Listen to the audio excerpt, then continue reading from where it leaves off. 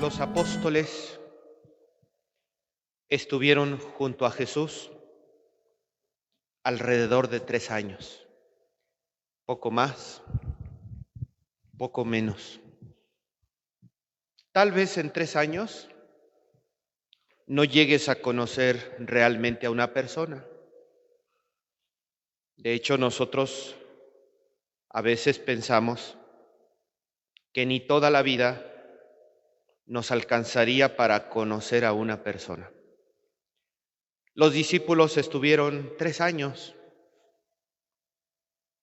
pero al menos lo fundamental deberían de conocerlo. Algo que yo he apreciado, por ejemplo, en la catequesis infantil, que los obispos piden 2 años para que estudien para la primera comunión, 2 años para que estudien para la confirmación. Y después de 4 años de estar viniendo a la iglesia a prepararse, tú te entrevistas con un pequeño y no sabe casi nada. Ah, no, es que yo ya hice mi primera comunión, yo ya hice mi confirmación, entonces ya no vas a conocer a Dios. A que se acerquen a conocer verdaderamente a Dios. Y en las catequesis yo les digo, a ver, ¿qué es lo fundamental? La Santísima Trinidad. Dios es Padre, Dios es Hijo, Dios es Espíritu Santo. ¿Qué hace el Padre? ¿Qué hace el Hijo? ¿Qué hace el Espíritu Santo? ¿Qué relación tienen con la Santísima Virgen María? ¿Y cómo puedo yo apropiarme de esa realidad? Primer tema, se acabó. Lo básico. Concreto para el conocimiento de Dios. Porque a veces divagamos en las cosas de Dios y no llegamos a nada. Y yo creo que es algo que hoy le reclama Jesús a su discípulo. Hace tanto tiempo que estás conmigo y no me conoces. Yo de mi parte, yo digo, tal vez la vida no me alcance para llegar a un pleno conocimiento de Dios, pero al menos los puntos fundamentales, poderlos saber.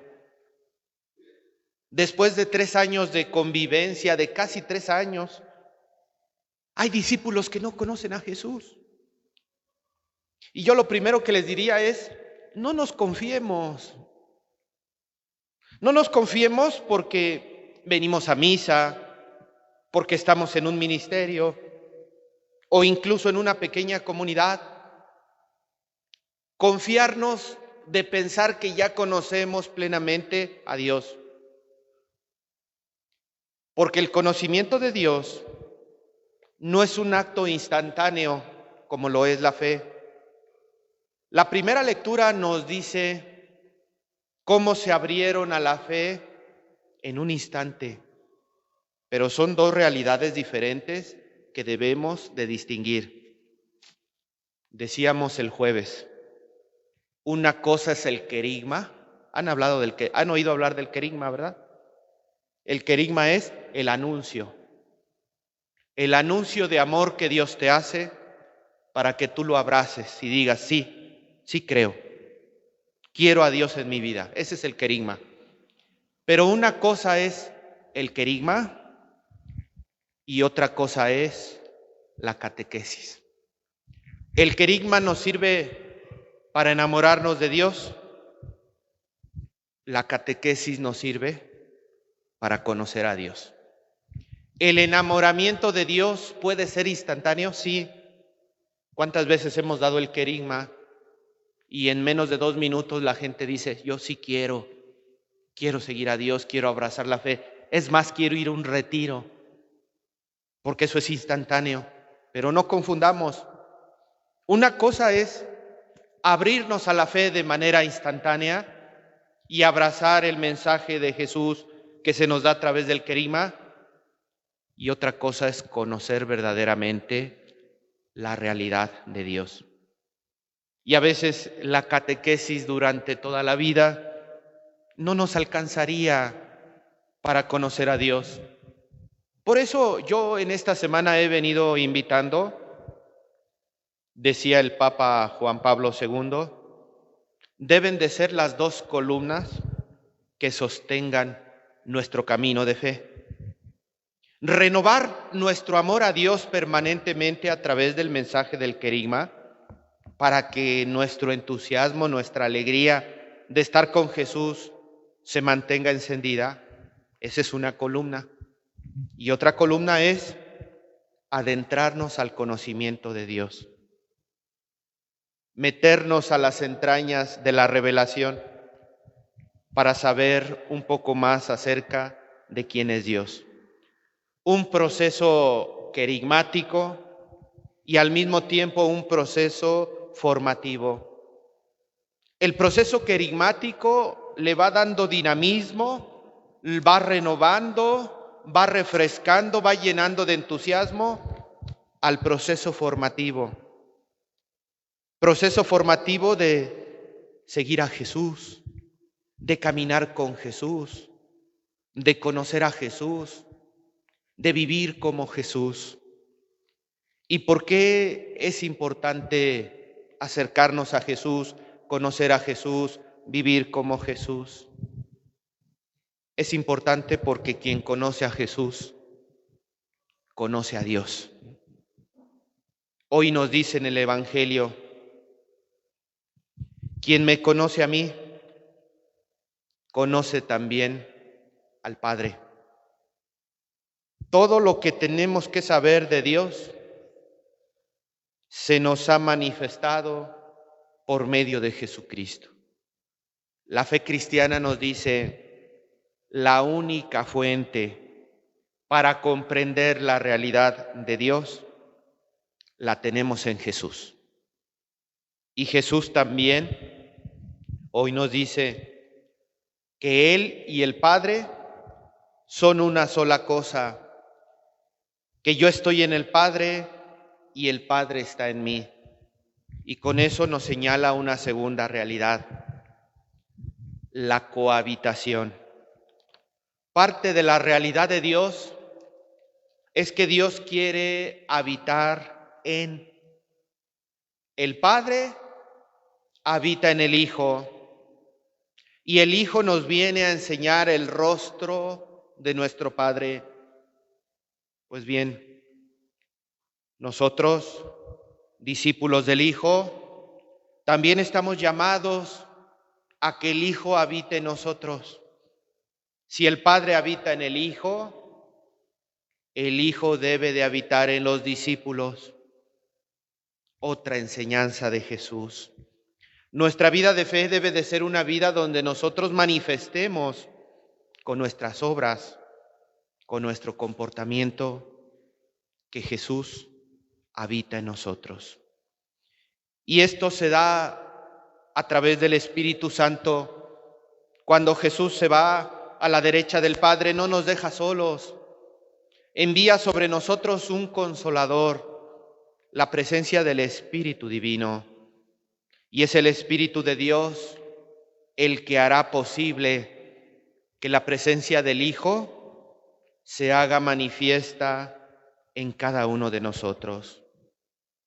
La obra del Padre se realiza en el Hijo y la obra del Hijo quiere prolongarse en el tiempo, en el mundo. Vayan por todo el mundo. La obra del Hijo quiere prolongarse a través del discípulo. Somos nosotros los discípulos capaces de realizar las obras de Dios. Ese es el llamado que Dios nos hace. Por la gracia recibida, por el conocimiento adquirido, por la convivencia vivida, por la acción del Espíritu Santo, nosotros podemos, como discípulos de Jesús, realizar las obras de Dios. El mismo Jesús nos lo dice en el Evangelio: si pedimos al Padre en el nombre de Jesús, seguramente Él nos lo concederá. Y esa forma de pedir a Dios por medio del Hijo se realiza cada vez que celebramos la Eucaristía, cada vez que celebramos la acción litúrgica. Padre bueno y misericordioso, te pedimos por esta situación, en el nombre del mismo Jesucristo, tu Hijo, que vive y reina contigo en la unidad del Espíritu Santo y es Dios por los siglos de los siglos. Esta es la forma en cómo Jesús hoy nos enseña en el Evangelio que debemos de orar.